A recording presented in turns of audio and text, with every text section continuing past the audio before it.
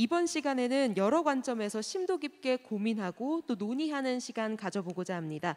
대담 세션을 진행할 텐데요. 진행은 연세대학교 하연섭 부총장님께서 함께해 주시겠습니다. 무대 위로 모시겠습니다. 여러분 큰 박수로 맞아주시기 바랍니다.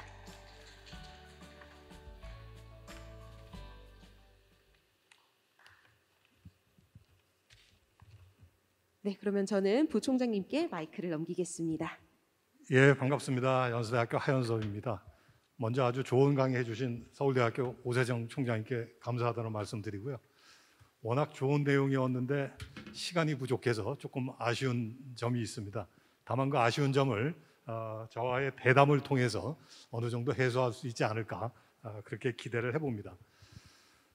총장님 발제문에서 대학이 갖는 사회적 의미를 많이 강조를 하셨습니다. 사실 오늘 이 대학혁신 포럼도 연구재단에서 거의 1월부터 준비를 했다고 그러는데 코로나19 때문에 이제 온라인으로 진행을 하고 있거든요. 이 코로나19가 우리를 굉장히 불편하게 만들기는 하지만 뭐 역설적이게도 또 하나 우리한테 그 일깨워 주고 있는 게 있다고 생각을 하는데요. 그게 바로 뭐냐면 대학이 단순히 지식을 전수하는 장소만은 아니다라는 걸 아주 웅변으로 보여주고 있는 것 같습니다. 우리 지금 굉장히 어떻게 보면 안타까운 학번이 20학번하고 21학번 학생들인데 이 학생들이 제일 하고 싶은 게 뭐냐면 학교 가고 싶은 거거든요.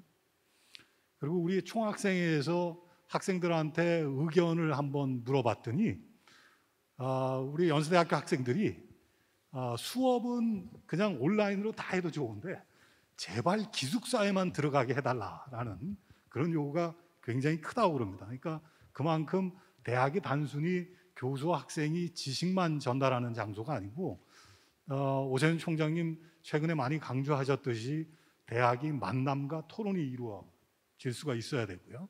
그다음에 상호 존중과 이해를 할 수 있는 그런 문화가 싹틀 수 있는 게 이제 대학이다 이렇게 생각을 하는데 사실 그래서 지금 이제 저희만 이런 걸 고민하는 게 아니라 우리나라 많은 대학들이 대학이 갖는 이런 사회적 의미를 어떻게 교육 과정에 포함시킬 수 있을 건가 이걸 고민을 많이 하고 있는 걸로 알고 있습니다. 서울대학교에서는 이거하고 관련해서 어떤 계획을 갖고 계신지 말씀을 해주시기 바랍니다.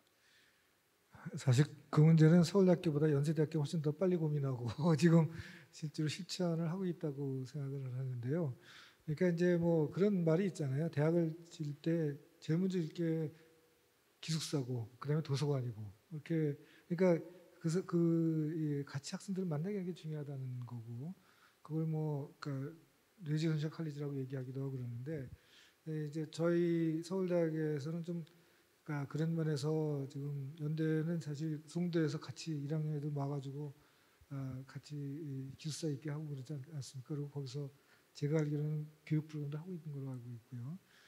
저희들도 그런 걸 좀 배우려고 생각을 하고 있고, 근데 이제 그 당면한 문제로서는 이제 코로나 때문에 지금 당장 바로 말씀하신 대로 20학번 정말 1년 반 지났는데 고등학생 3학년하고 다를 게 없는 생활을 하고 있거든요.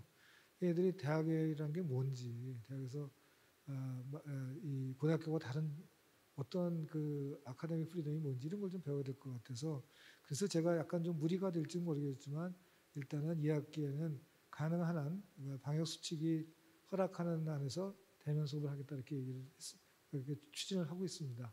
근데 하여튼 기본적으로는 대면 수업만이 문제가 아니고 사실은 조금 더 학생들을 이렇게 모여서 서로 토론할 수 있는 그런 장을 마련하는 게 필요한 것 같고 그래서 얘기하신 대로 그 기숙사에 학생들을 많이 모아놓는 그런 좀 여러 가지 생각들을 하고 있습니다. 예, 이 코로나 상황이 조금 더 안정이 돼서 우리 학생들이 대학이 갖는 그런 의미를 좀 더 많이 느낄 수 있는 그런 기회가 좀 빨리 오기를 그렇게 바람하지 않습니다. 예. 두 번째 질문 드리겠습니다. 사실은 오늘 이제 그 타이틀이 한국 대학의 위기와 극복 방안입니다. 요즘 이제 위기하게 되면 가장 많이 나오는 게 저출산 때문에 나타나는 학령 인구 감소 이렇게 이제 이야기를 하고 있습니다. 근데 이제 오늘 총장님 발제문에서 보면 앞으로 대학이 양극화가 될 가능성이 대단히 높다. 한쪽은 엘리트 리서치 유니버시티가 있고 한쪽으로는 가상 대학이 이제 있는 그런 구도가 형성될 가능성이 대단히 높다. 이렇게 말씀을 주셨는데요. 그렇다면 사실은 대학의 위기가 단순히 인구 감소 때문에만 나타나는 게 아니라 기술적이고 사회적이고 경제적인 요인이 아주 지금 복합적으로 작용하고 있는 게 아닌가라는 그런 생각이 듭니다. 그렇다면 사실은 이런 인구학적인 경제적, 사회적, 기술적인 변화에 대해서 우리 대학들이 정말 제대로 혁신을 해야 이 위기를 극복할 수가 있을 것 같은데요. 특히 지방 대학들이 이런 문제를 해결할 수 있는 방향으로 혁신을 한다면 어떤 방안들이 있을 수 있을지 고견을 여쭙고 싶습니다. 예, 제가 아까 이 강연 제목에 한 슬라이드 넣었다가 그 말씀 잘 못 드렸는데 사실 이제 그 말씀이 맞습니다. 그리고 이 대학의 위기라는 것이 그냥 학령 인구의 주로만 문제가 아니라 그러니까 지방 소멸이라는 문제하고 바로 연결이 되는 거거든요. 근데 이 지방이 왜 소멸하냐면 거기 사실 그 일자리가 없고 그다음에 문화시설이 떨어지고 교육이나 의료시설이 안 되는 건데 그걸 다 제공할 수 있는 데가 사실은 좋은 대학입니다.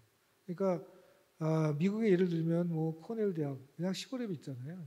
근데 거기 있지만 그게 이제 좋은 대학이니까 그 주위가 살고 그다음에 뭐 리서치 트라이앵글 노스캐롤라이나 이런 데 보면 그걸로 대학에 사는 거고요. 대표적인 이 독일에서도 이제 드레스덴이 동독 지역에 있는데 거기다가 연구시설, 대학을 좋은 걸 집어넣어가지고 그 경제를 살리고 그게 이제 부흥하는 도시가 됐거든요. 그래서 저는 지금 우리나라도 지역에 중요한 지역마다 그렇게 지역의 경제를 끌어갈 수 있는 사람을 끌어갈 수 있는 그런 대학이 있어야 되고 결국은 그 대학이 지식의 창출을 해야 되겠죠. 그러니까 뭐 울산 같으면 조선업이 있다 그러면 조선업에 굉장히 세계적인 그런 대학 학과가 있는 대학이 있어야 되고 이런 식으로 그래서 특화된 그런 그리고 지역 경제하고 맞닿을 수 있는 그런 대학들이 이제 생겨야 되는데 지금 이제 지방 정부가 대학에 대해서는 미국 같은 경우는 스테이트가 이제 신경 쓰는데 우리는 안 쓰는 게 이제 문제긴 한데 그건 여러 가지 예산 문제도 있고 그래서 근데 그걸 아마 쓰는 그 신경을 써서 대학을 그런 거기에 그 핵심 역할을 할 수 있는 거 만들어야 되지 않을까 이렇게 생각을 합니다. 그리고 그게 그러니까 불가능한 건 아닌 것 같고요. 한국도 실제로 특화돼 가지고 굉장히 살아남은 대학들이 뭐 포스텍이니 유니스트니 뭐 한동대니 이런 데서 살아남잖아요. 그러니까 그런 역할을 좀 해야 되지 않을까 이렇게 생각을 합니다. 예, 사실은 이 대학 혁신 지원 사업이 시작할 때도 생각했던 게 대학들이 지역 산업하고 연계될 수 있는 그런 방향을 탐색을 하고 그러면서 대학 스스로 특성화를 하는 이제 그런 것들을 많이 고민들을 했었는데 앞으로 이 사업이 더 진행이 된다면 그런 쪽에 좀 더 이제 방점을 찍어서 사업이 진행이 돼야 되지 않을까 그렇게 생각을 합니다. 세 번째 질문 드리도록 하겠습니다. 총장님께서 그 강연을 하시면서 앞으로 한국 대학 교육의 방향을 한마디로 기본으로 돌아가는 것이다. 기본으로 돌아가자 이렇게 말씀하셨습니다. 그렇다면 기본으로 돌아가기 위해서 우리 대학이 꼭 해야 할 일이 무엇이라고 보시는지 총장님께서 말씀을 좀 주셨으면 좋겠고요. 그리고 이 기본과 관련해서 서울대학교에서는 어떤 계획을 갖고 계신지도 아울러 말씀해 주시기 바랍니다. 이제 대학은 결국은 이제 뭐 연구도 있지만 학생 교육이 제일 중요한 미션이면 학생이 제대로 교육을 받고 나가야 되는 거죠. 근데 아까 제가 강의에서 말씀드렸지만 지금 우리 대학의 시스템이 굉장히 그 학문 분야별로 이렇게 그러니까 파편화되어 있어가지고 학생들이 전인적인 교육을 받기 위해서 어렵다는 거잖아요. 그러니까 제일 중요한 거는 사실 근데 그 동안에 이제 한국의 대학들이 항상 공급자 우위에 있었기 때문에 그런 시스템을 유지해도 학생들은 오고 뭐 그랬는데 앞으로 이제 공급자 우위가 아니라서 수요자 위주로 가야 되고 그 얘기는 학생들이 들어가면 내가 정말 내 인생에 도움이 되는 그런 교육을 받는다 이렇게 가야 될 것 같고요. 그렇게 가려고 그러면 결국은 저는 그 전공별 칸막이 이거를 허물뜨리는 게 굉장히 중요하다고 생각을 합니다. 서울대학에서 지금 그래서 제가 추진하고 있는 것 중에 하나가 일단 그 학과별 입학 정원이 있는 거를 바꾸기는 우리나라에서 너무나 큰 일이고 또 서울대학은 어쩌면 이 기본적인 그 분야는 또 키워줘야 된다는 그런 명제도 있어서 그 너무 인기 영합적이 되지 않게 그런 거는 둬야 된다고 생각을 하지만 일단 들어오고 난 다음에 학생들이 자기가 이건 아니야 그러면 다른 데로 갈 수 있는 길은 줘야 된다고 생각을 합니다. 그래서 이게 그래서 학생들의 선택권을 존중하는 교육. 그러니까 아까 강의도 듣고 싶으면 다 들을 수 있게 하고 복수 전공, 부전공 하고 싶으면 다 할 수 있게 하고 이런 식으로 좀 그 풀어주려고 좀 노력을 합니다. 그게 아마 이 중간 단계일 거고요. 조금 더 지나면 조금 더 학생들한테 자율권을 주고 그럴 텐데 현재는 너무나 이 대학의 구조가 공급자 위주로 돼 있어서 그거를 많이 허물어뜨리는 일이 좀 필요하지 않나 이렇게 생각을 합니다. 예, 그 총장께서 그 기본으로 돌아가기 위한 가장 중요한 이제 방향으로 학생 중심의 교육, 수요자 중심의 교육 이걸 말씀을 주셨습니다. 나중에 이건 조금 더 여쭤볼 수 있는 그런 기회가 있을 것 같고요. 오늘 아마 그 총장님 강연에서 가장 많이 나온 단어가 제 생각에 4차 산업혁명이 아닐까 그렇게 이제 생각이 들고 사실은 4차 산업혁명에 대응하는 인재를 어떻게 대학이 배출해 낼 수 있을까 이게 이제 앞으로 굉장히 고민인 것 같습니다. 근데 사실은 대학에 있는 사람으로서 요즘 굉장히 고민이 되는 게 뭐냐면 인재 양성하는데 정부의 역할이 어디까지고 대학은 어떤 역할을 해야 되는가가 굉장히 고민입니다. 저는 사실은 요즘 이제 정부가 하는 인재 양성 정책 혹은 4차 산업혁명 정책을 보고 이렇게 표현을 합니다. 관료적 4차 산업혁명이다. 그러니까 저는 이 4차 산업혁명에 대한 정부의 대응이 1970년대 중화학공업화 추진하던 정부하고 별반 다를 게 없다라는 생각이 듭니다. 하나 예를 들면 소프트웨어 인재 100만 양성 이런 이야기들 하거든요. 근데 사실은 그 10만 양병, 100만 양성 이런 것들이 중요하기는 하겠지만 총장님도 강조하셨듯이 4차 산업혁명의 가장 이제 어떻게 보면 핵심적인 모습이 이때까지 없었던 물건을 만들어내는 거고 이때까지 없었던 기술을 만들어내는 거고 그래서 요즘 이제 가장 강조하는 게 뭐냐면 창의성, 그 다음에 개념 설계 역량 이런 걸 이야기를 하거든요. 근데 이런 역량을 갖출 사람들을 몇 년 내에 100만 명을 양성해내겠다, 10만 명을 양성해내겠다 이런 것들은 사실은 우리가 추격형 국가에 있을 때나 합당한 이 정책 방향이지 지금 우리가 추구할 거하고는 좀 거리가 멀지 않은가 이렇게 생각을 하는데요. 하여간 어쨌든 4차 산업혁명 시대에 대비한 인재를 제대로 길러내는 건 대단히 또 중요하다는 만큼은 부정할 수가 없는 사실이고요. 그렇다면 이런 인재를 양성해야 하는 데 있어서 대학의 역할은 뭐고 정부의 역할은 어디까지고 산업계는 또 어떤 기여를 해야 되는지 그 점에 대해서 좀 말씀 주시기 바랍니다. 예, 우리 부총장님이 더 잘하실 것 같긴 한데 사실 이거 우리나라가 이 정부가 너무 힘이 세고 하려는 일이 너무 많습니다. 이건 저는 어찌 보면 이게 성공의 역설이라고 보는데 과거에 정부가 주도해가지고 반도체도 처음에는 정부가 주도를 했고 자동차 이런 걸 다 그러니까 재원 배분하고 이러면서 이제 그 키고 큰 거 아니에요 중화학공업도. 성공을 하니까 그 시스템의 그 관성 때문에 아직도 그렇게 가고 있고 교육마저 그렇게 하고 있고요.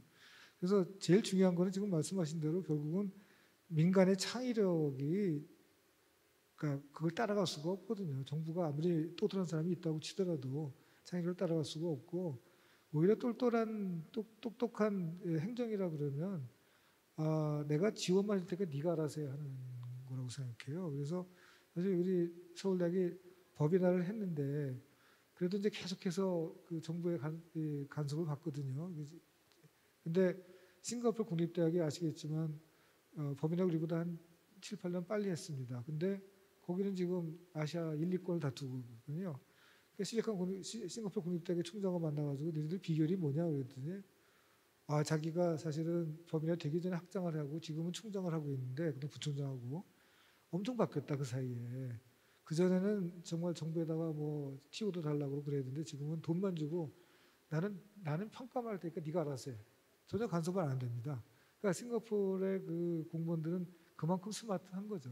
근데 우리는 이제 이제 대학 입시도 뭐 정시를 40% 해라 뭐 이런 식으로 정치적 문제도 있지만 또 자기들이 그렇게 갖고 가니까 이걸 이제 좀 이 정부가 좀 힘을 빼고 사실은 민간에다가 다 좀 많은 걸 이양을 해야 되는데 물론 이제 대학의 이 잘못도 있습니다. 그러니까 대학은 계속 정부 보고 뭐 해달라고 그러기도 하고 또 하나는 이 일반 그 시민들이 볼 때는 대학이 너무 기득권에 그래서 너무 공급자 위주로 가니까 정부가 그걸 좀 깨줘야 되지 않나 이런 문제도 물론 있긴 있는데 그거는 그러니까 부정을 하기 위해서 줄이기 위해서 자기들이 부정을 더 만드는 거라고 생각하고 이제는 좀 과감하게 풀어줘야 한다고 생각을 합니다. 그러니까 그거를 할 수 있는 그 분위기가 돼야 되는데 결국은 저는 이제 뭐 아무리 우리나라 사람들의 그 창의력이 엄청나서 풀어주기만 하면 뭐 한류는 사실 뭐 농담 삼아서 정부가 한류과가 없으니까 그렇지 바둑과가 없으니까 바둑이 잘 되고 골프과가 없으니까 이게 잘 되지 정부에 그런 거 있었으면 더 안 됐을 거라고 얘기를 하잖아요. 저는 풀어주면 된다고 생각하고 약간 부작용이 있겠죠.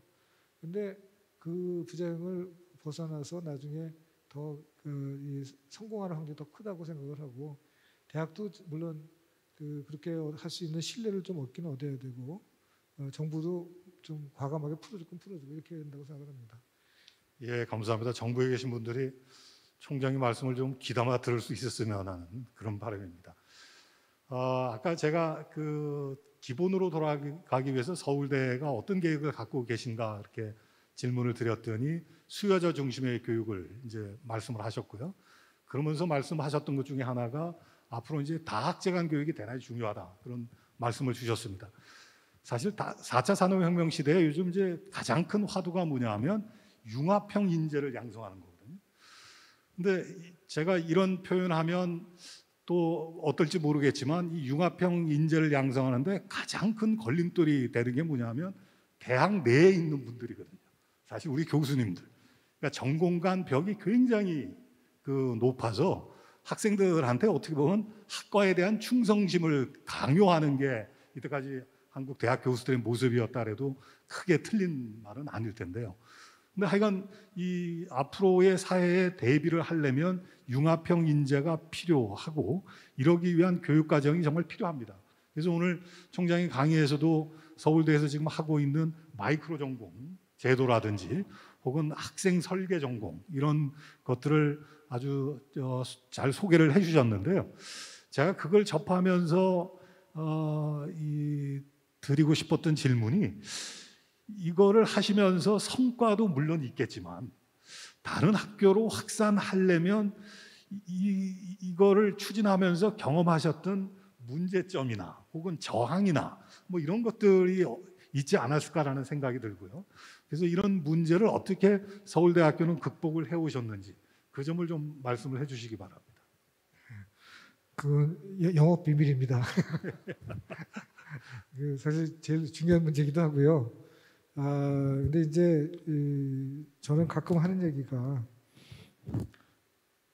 사실 그러니까 대학의 여러 가지 제도 때문에 자기가 원하는 데를 못 가는 학생도 상당히 있거든요. 그러니까 이제 우리 서울대학의 치부 중에 하나가 아직도 우리가 못 고쳤는데 전과를 하려고 그러면 나가는 과에다 먼저 허가를 받고 그 다음에 갈 과에다가 신청해서 허가를 받아야 돼요. 근데 가고 싶은 과는 되게 인기 있는 과잖아요. 뭐 경영대학이나 뭐 이런 데잖아요. 근데 거기서 된다는 보장이 없는데 자기가 나가는 과에서 먼저 나가겠다고 하면 그러다 거기도 못 가면 자기는 완전히 낙동강 오래야 되잖아요. 그러니까 이런 제도가 사실은 학생들의 입장에서 볼 때는 굉장히 리스키한 거죠. 내가 저도 가기 싶은데, 그러니까 뭐 아주 미묘한 차이긴 하지만 먼저 저쪽에 되냐고 물어보고 그래 올 수 있어 그러면 여기서 내가 나가겠습니다 하고 하면 훨씬 부담이 없을 텐데 이제 먼저 거꾸로 난 나가겠습니다 하고 나서 못 가면 안 되니까. 근데 이런 것들을 이제 그런 제도적인 걸 다 바꿔야 되는데 그게 이제 이 인기 있는 과는 물론 마음 편하게 이렇게 할 수 있는데 인기가 없는 과는 자꾸 뺏길까 봐 걱정을 하는 거잖아요. 근데 솔직히 이런 생각을 합니다. 그래서 잡고 있음들 필드에 나가서 그과를 할 거냐? 안 하거든요. 그러니까 괜히 잡고 있을 이유가 없고, 그러면 자기 좋은 대로 하게 하고, 그다음에 네가 여기서 배운 그런 소양이 나중에 자기 기억에 남기도 하고 그래서 도움이 될 수도 있으니까. 그래서 그냥 보통 제가 하는 얘기 중에 하나가 당신 자식이 그런 상황에 처했으면 어떻게 하겠습니까? 이렇게 물어본다고 그럽니다. 그러면 내 자식이 그러면 풀어주는 게 좋겠지. 그러면 근데 학생들도 풀어줘야죠. 하여튼 정말 그러니까 자기의 과외 이기주의를 이제 깨기 위해서는 결국 학생 중심이 돼야 되는데 그 학생이 자기 자식이라고 생각하고 한번 뒤에도 고민해 봅시다. 이렇게 얘기를 합니다. 하여튼 쉽지는 않습니다. 근데 교수님들에서 많이 바뀌어서 그리고 실제로 해보니까 그렇게 자기가 잡고 있어봐야 결국 자기 자식이 안 되는 건 아니까 그러면 좀 애들이 편한 대로 하게 해주자 이런 생각들이 많이 퍼져서 진행할 수는 있습니다. 예, 감사합니다.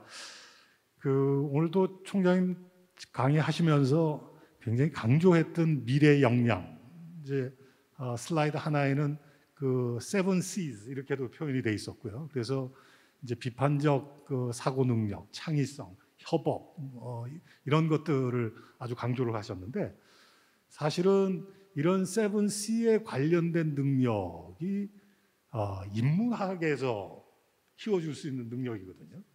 근데 제가 봤을 때 우리 대학이 지금 안고 있는 딜레마 중에 하나는 뭐냐면 4차 산업혁명 시대에 인문학의 공헌이나 기여가 강조되는 동시에 또 인문학의 위기라는 이야기가 되고 있거든요.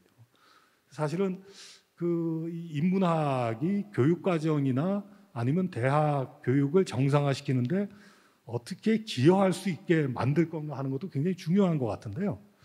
사실은 제가 학교에서 한번 회의를 하면서 이제 이런 능력을 키워주려면 인문학이 앞으로 기여를 해야 된다라는 이제 표현을 했더니 인문학 하시는 한 분 선생님이 바로 반론을 제기하시는 거예요. 우리는 교양만 강의하는 학과가 아니다. 왜 우리는 교양만 하라고 그러느냐. 그러니까 어떻게 보면 인문학이 갖는 내재적인 학문적 특성하고 그다음에 인문학이 시대 변화에 기여할 수 있는 거하고 이게 어떻게 보면 조화를 이루면 좋을 것 같은데 아직까지 대학에서 이게 별로 조화를 이루고 있지를 못한 것 같습니다. 그러다 보니까 한편에서는 인문학에 대한 수요가 커지는데 한편에서는 또 인문학에 대한 위기라는 이야기도 나오고 있고요. 그래서 서울대학교에서는 이런 문제를 어떻게 지금 접근하고 계신지, 어떻게 해결하고 계신지 그걸 또 여쭙고 싶습니다. 그거 굉장히 어려운 질문이고요. 그래서 사실 마땅한 대답이 쉽지는 않습니다. 그러니까 지금 제기하신 대로 또 인문학은 인문학대로 내재적인 가치가 있고 또 연구를 해야 되고, 근데 이제 많은 사람들은 그것도 중요하지만 학생들한테 인문학적 수양을 키워주는 것도 중요하다. 그래서 자꾸 더 많은 강의나 교양을 해주길 바라고, 근데 이제 인문학자들은 또 내가 또 내재적인 가치를 해야 되는데 이제 그런 얘기를 하시면서 이게 그 균형을 맞추기 참 쉽지는 않은 것 같고요. 근데 저는 요새 이제 이런 생각을 좀 합니다. 그러니까 인문학이라는 게 이 과거에 있는 지식들을 그대로 재현해 가지고는 요새 인기가 없다. 사실 아주 유명한 마이클 샌델의 정의란 무엇인가 이런 강의를 보면 옛날에 그런 지식도 물론 하지만 자기 나름대로 오가나이즈하고 이런 게 있거든요. 그래서 결국은 요새 학생들이 굉장히 수준이 높아서 옛날에 노노에서 이런 얘기했어 이런 거 가지고 될 일이 아니고 그거를 정말 교수님들이 자기 나름대로 소화를 해가지고 새로운 시각을 줘야지만 애들이 좀 좋아하고 그럴 것 같아서요. 결국은 교육과 연구가 그런 면에서 보면 완전히 분리된 건 아니지 않습니까? 근데 이제 인문학도 이제 당연히 그렇게 되고 있고, 근데 이제 이 강의 부담이 너무 많아지면 이제 문제가 될 수 있긴 한데, 하여튼 그거는 대학에서 상당히 항상 숙제로 남아 있을 거라고 이제 생각을 합니다. 지금 정확한 해답이 있는 건 아닌 것 같고요. 그건 이제 인문학도 그렇고 사실은 자연과학의 기초 물리, 화학, 수학도 다 그런 문제가 있습니다. 그러니까 저는 물리학과에 있었으니까 보면 사실 물리학과는 그 교수 티어가 물리학에 들어오는 학생과만이 아니라 공대와 이공계의 전체 일반 화학, 일반 물리 가리키는 그 수요가 필요해서 정원이 늘어나 있거든요. 그래서 우리는 이제 보통 과목을 배울 때, 저기 강의를 할 때, 한 학기 두 과목 한다 그러면 하나는 기초 과목하고 하나는 이제 전공 과목 그렇게 했어요. 근데 이게 사실은 기초 과목이 굉장히 중요한 과목인데 교수들은 그냥 저도 그랬고 그냥 기초 과목은 시간 때우는 그냥 가서 똑같은 거 가르치면 되는데 이렇게 생각해서 굉장히 소홀하게 한 경우가 이제 많았고 근데 그게 결국은 나중에 백파이어를 하더라고요. 그러니까 제가 저기 이건 좀 농담삼아하는 얘기지만 공대에서 굉장히 사업을 해서 인터넷 사업으로 성공하는 케이스에서 만나가지고 제가 얘기를 해보니까 그 사람이 내 강의를 들었대요. 1학년 때 일반 물리 강의를 들었는데 너무 재미없었다 이렇게 얘기를 하더라고요. 그래서 야 이건 정말 아닌데 그때 좀 재밌게 가르쳤으면 이 자연과학에 대한 생각도 굉장히 많이 바뀌었다 이런 생각도 좀 했습니다. 예, 그 총장님 답변하시면서 샌델의 정의란 무엇인가 말씀을 주셨는데 사실 저도 그 책을 읽고 나서 첫 번째 든 생각이 이런 거였습니다. 내가 대학 다닐 때 철학을 이렇게 배웠으면 내가 좀 더 훌륭한 학자가 돼 있었겠다. 그러고 나서 두 번째 든 생각이 나는 그러면 내가 가르치는 과목에 대해서 학생들한테 도대체 어떻게 지금 가르치고 있나 이런 또 반성을 했었는데 이건 앞으로 우리 대학에 있는 모든 분들이 같이 고민해야 되는 그런 주제가 아닐까 이렇게 생각합니다. 마지막으로 짧게 하나 질문 드리겠습니다. 어떻게 보면 가장 곤란한 질문일 수 있을 것 같은데요. 처음에 우리나라 대학의 위기의 원인을 한 7가지 정도 말씀 주셨던 것 같은데 그 중에 하나가 이제 반값 등록금. 그래서 우리 대학들이 거의 모든 대학의 재정 위기에 지금 이제 직면해 있다 이렇게 다들 이야기를 하고 있습니다. 등록금 문제를 포함해서 대학의 재정 문제를 해결할 수 있는 방안을 제시하신다면 어떤 것들이 있을지요? 질문 드리겠습니다.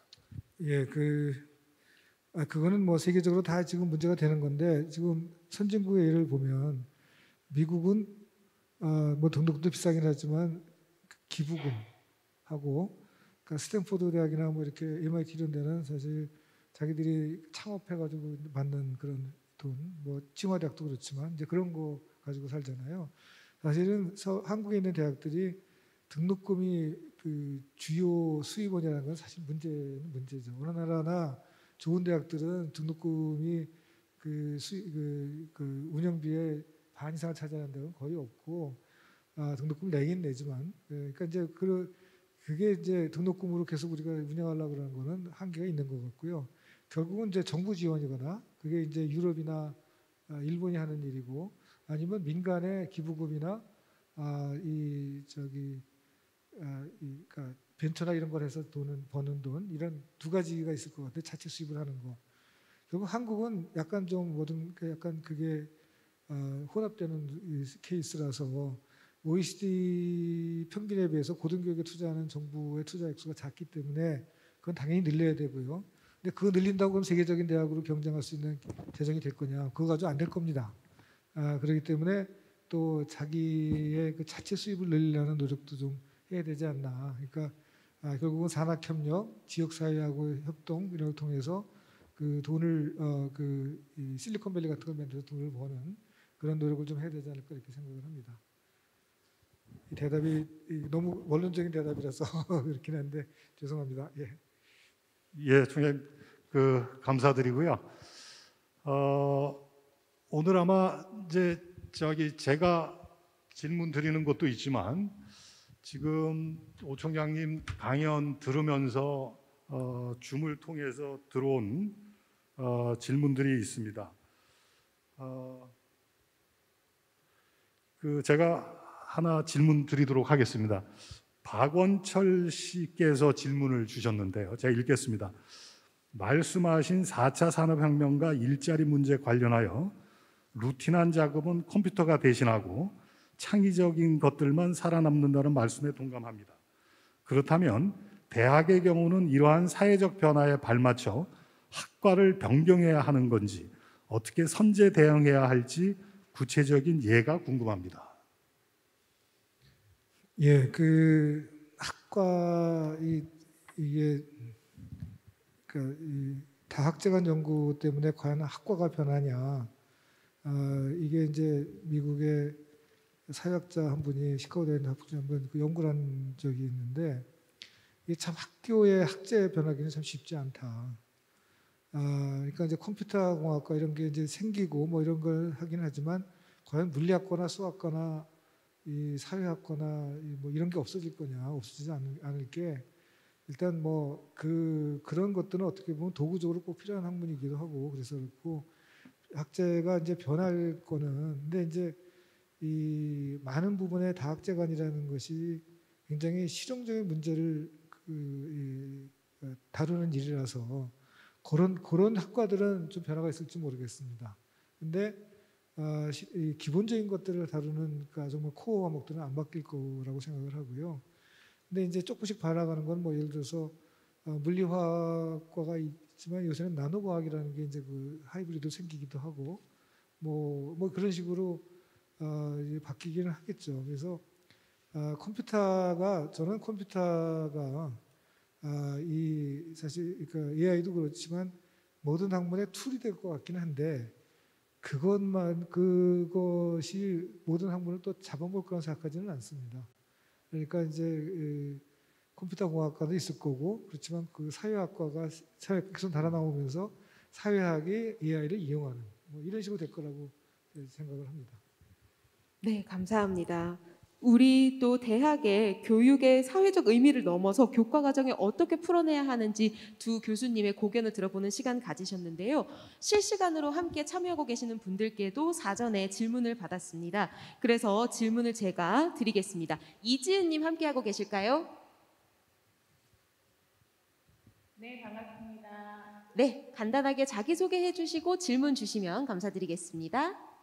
예, 전 동명대학교 대학혁신지원사업단 이지은입니다. 총장님의 강연에서 미래에 예측되는 사례나 좋은 대학의 기준의 변화에 대한 강의 잘 들었습니다.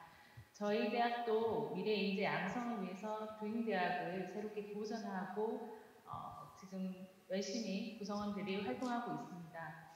그런데 혁신이라는 게 참 쉽지는 않은 것 같습니다.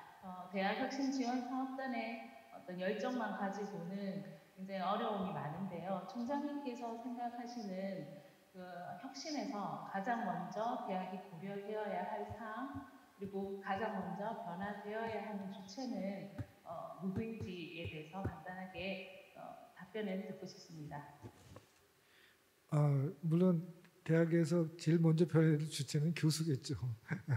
그러니까 제일 중요한 그 대학의 구성원이기도 하고 대학의 방향을 끌어가는 사람들이 그 교수고 그 교수진이 얼마나 좋은 활동을 하냐에 따라서 대학의 성과도 정해지기 때문에 저는 제일 먼저 변할 사람은 교수. 두 번째는 집행부, 그러니까 총장과 그 보직 교수, 그다음에 거기 달려있는 직원들 이렇게 생각을 하고요. 학생들은 자기의 사실은 그 미래가 걸려 있는 일이기 때문에 변하지 말라 그래도 변할 겁니다. 그래서 제가 생각하기에 그러니까 이 변화에 좀 변화를 추동해야 될 부분은 교수와 그다음에 집행부라고 얘기할 수가 있다고 생각합니다. 네, 감사합니다. 변화의 주체가 되어야 할 분들이 교수님들이시다 이런 답변 주셨습니다. 이어서 유재준님께 질문을 받고자 하는데요. 함께하고 계실까요? 네, 안녕하세요. 네, 저는 서울대학. 네, 유재준님 마이크 한번 확인을 부탁드리겠습니다. 오디오 시스템이 지금 들리지 않고 있어서요.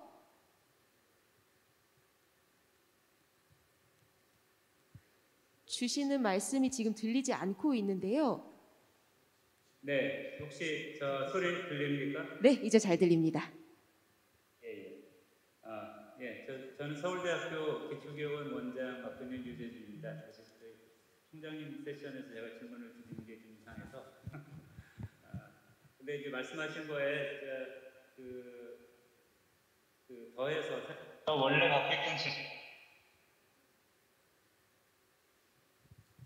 저희가 사전에 질문을 받았기 때문에 제가 대신해서 질문 드리도록 하겠습니다. 괜찮으시겠죠? 아니, 지금 소리 들리시나요? 네. 제가 이게 비디오가 자꾸 끊어져. 예, 들립니다. 예. 괜찮으실까요? 네.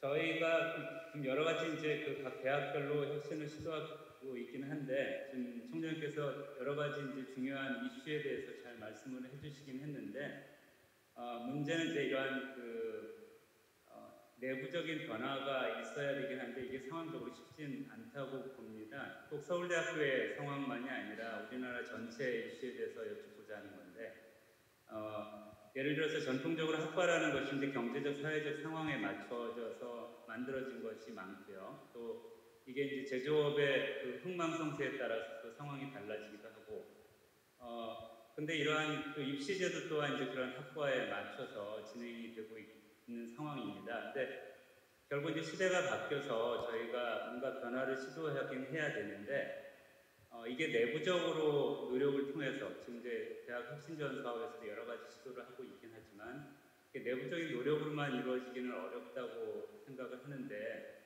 혹시 이제 이런 거에 대해서 뭔가 좋은 말씀을 주실 수 있는지 질문 드립니다. 제가 대답해야 되나니까 아니 이건 아군끼리 싸움하는 것 같아서 중지하는 거. 아니 사실 제가 소개해드린 서울대 교육계획에 많이 디자인하고 만드시는 분이 지금 이재준 교수이십니다. 그래. 내부적으로 굉장히 쉽지 않은 부분이 있고요. 근데 저는 외부에서 도와주시는 부분도 있다고 봅니다. 그러니까 이제 하나의 예가 우리가 그러니까 교수 TO나 학생 TO는 결국은 이제 정부에서 컨트롤을 하는데 그거를 이용해 가지고 첨단 분야나 우리 필요한 융합 분야 이런 쪽을 좀 그러니까 인커리지 할 수가 있거든요. 그래서 저희들이 최근 이제 그 교수 TO를 받아온 거 보면 뭐 융합 분야를 해라. 물론 우리가 아이디어를 내지만 그러면 이제 그 승인이 되고 그냥 뭐 전통적인 학과에 교수를 늘리겠습니다. 그러면 승인이 잘 안 됩니다. 융합 분야 하겠다, 첨단 분야 하겠다, AI가 필요합니다. 그러면 다 승인이 잘 되고, 그다음에 여성 교수를 뽑겠다 이런 거 다 승인이 되거든요. 그다음에 학생 정원도 그동안에 뭐 서울대학교 컴퓨터 정원이 55명이었는데 한 군데 안 늘었다는데 이번에 이제 그 결혼을 이제 쓸 수 있다 그래가지고 이거 80명까지 늘렸습니다. 그런 식으로 정부가 할 수 있는 일이 아직은 있습니다. 그렇게 해서 정부는 사실은 큰 방향을 제시해주고 거기에 도와줄 수 있는 그런 제도적인 그런 좀 도움을 주면 되는 거라서 그게 내부에서 그냥 우리끼리 해서 해결할 수 없는 문제를 정부가 조금은 도와줄 수 있는 아직은 그런 힘은 있다고 봅니다. 네, 감사합니다. 정말 많은 분들께서 질문 올려주고 계시는데요. 시간 관계상 마지막으로 한 분께 질문 드리고 이 시간 마치도록 하겠습니다. 장우진님 함께하고 계실까요? 네, 간단한 소개와 함께 질문 부탁드리겠습니다. 예, 아주대학교 대학교육 혁신 현장 맡고 있는 장우진입니다. 이 자리에는 한국의 많은 대학 관계자들이 와 있습니다. 각 대학의 위기 대응에 대한 인사이트를 구하기 위해서 오신 분들이 아마 대다수일 거라고 생각합니다. 모든 대학이 위기 상황입니다만 한국 대학의 위기는 각 대학 상황마다 또 다른 점이 있을 것 같습니다. 지방대, 수도권 대학 다를 거고요. 국립대, 사립대, 중소규모, 대규모, 연구중심대학, 교육중심대학 다 다를 텐데요. 대학 유형별 위기가 어떻게 다르고 또 그에 따라서 대학의 대응이 또 어떻게 달라져야 되는지에 대해서 오세정 총장님의 고견을 잠깐이라도 좀 듣고 싶습니다. 그건 뭐 워낙 복잡한 문제라서요. 근데 이제 제가 생각하기에는 아까 말씀드렸지만 이제 연구중심 대학이 있을 거고 그거는 세계적으로 경쟁하는 대학도 있어야 되고 또 로컬하게 지역 사회를 위한 대학이 거기서 할 수 있는 역할들이 있거든요. 이제 그런 역할을 하는 연구중심 대학이 지식을 창출하는 대학일 거고 이제 그렇지 못한 대학들도 그럼 쓸모가 없냐 하면 그렇지는 않다고 봅니다. 그러니까 미국에 많은 이제 주에 커뮤니티 칼리지라는 게 있지 않습니까? 그래서 아까 말씀드린 대로 이 대부분의 그 사람들이 자기 일생 동안에 뭐 7-8번 직업을 바꿔야 된다고 직장이 아니라 하는 일을 바꿔야 된다고 하면 그 사이에 트레이닝을 받아야 되거든요. 뭐 지금 예를 들어서 AI 교육이나 이런 거 당연히 받아야 되는 일이고요. 싱가포르 국립대학 자꾸 얘기를 하지만 거기서 지금 하는 것 중에 하나가 애프터 서비스를 한다고 해요. 그러니까 자기 졸업생들은 AI 교육 받고 싶은 사람들은 공짜로 해주는 겁니다. 들어와서 할게. 뭐 이런 식으로 그러니까 저기 커뮤니티 칼리지나 이런 데서 그 최신식의 그런 기술이나 그런 지식을 가르쳐주는 그런 역할을 하는 게 그게 이제 아마 교육 중심이 대학이 되겠죠. 근데 그 역할도 앞으로 우리가 이 사회가 너무 빨리 변하고 사람들이 하는 일을 바꿔야 되는 상황에서는 엄청나게 중요한 일이라고 생각합니다. 그래서 평생교육, 우리는 그거 때까지 평생교육이라고 그냥 통칭해서 불렀는데 평생교육이라는 게 뭐 중고등학교 못 나와가지고 그러니까 한글을 못 깨친 초등학교 못 나온 사람 이런 사람들을 위한 교육만이 아니고 그다음에 은퇴한 사람들이 그냥 취미로 하는 그런 사업을 그것만이 아니고 앞으로는 미드 커리어에 있는 사람들이 새로운 지식을 습득할 수 있는 그런 기회가 될 수 있어야 된다고 생각하고 그거는 이 미국의 커뮤니티 칼리지나 스테이트 유니버시티 같은 역할을 하는 대학이 상당히 있어야 될 거라고 생각되고요. 저는 사실 지금 지방에 있는 많은 대학들이 그런 쪽으로 좀 변화를 해야 되지 않나 이런 개인적인 생각을 합니다. 네, 감사합니다. 이제 어느덧 첫 번째 기조 세션 마무리 지어야 할 시간이 되었습니다. 두 분의 대담을 통해서 한국 대학의 미래에 대해 고민하고 계시는 많은 분들께 유익한 시간 되셨으리라 생각이 드는데요. 마지막으로 두 분께 한 말씀씩 여쭙고자 합니다. 오세정 총장님께서는 오늘 강연부터 대담 그리고 질의응답 시간까지 함께해 주셨습니다. 어떠셨을까요? 예, 여러분들이 대학의 미래와 위기 상황에 대해서 고민하시는 걸 느꼈고요.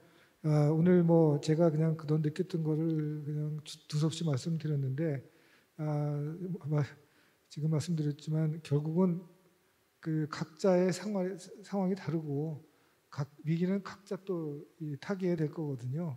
그러니까 큰 그림을 보면서 자기가 할 수 있는 게 뭔가 그리고 크리티컬 띵킹과 컴플렉스 프로블럼 솔빙을 하셔야 된다고 생각을 합니다. 그게 결국은 대학의 위기를 극복하는 길이라고 생각을 합니다.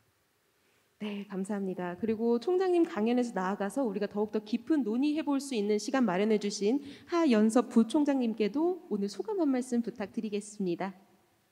예, 그 대학 혁신 포럼을 열게 된 이유는 사실은 대학 혁신 지원 사업이 이제 3년 차를 맞이했고 이른바 이제 1단계가 끝나가는 시기이기 때문에 총 정리하는 차원에서 혁신 포럼이 이루어지고 있는 것 같은데 사실은 이 대학 혁신 지원 사업이 원래 지향했던 바는 대학의 혁신을 통해서 학생들의 역량을 제고를 하고 그렇게 제고한 역량을 통해서 우리 사회를 더 나은 사회로 만들겠다라는 거였기 때문에요.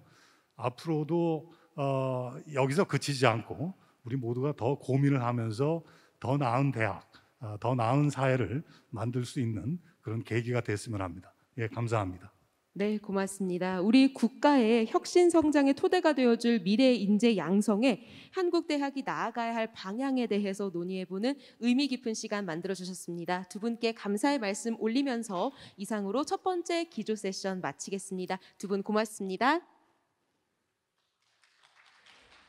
잠시 휴식 시간 가지신 후에 3시 20분부터 애리조나 주립대학 민우 아이프 정책총괄님과 중앙대학교 김희경 사범대학장 및 교육대학원장님 모시고 애리조나 주립대학은 어떻게 미국 1위의 혁신대학이 되었나를 주제로 두 번째 기조 세션 진행하겠습니다. 잠시 후 3시 20분에 뵙겠습니다. 고맙습니다.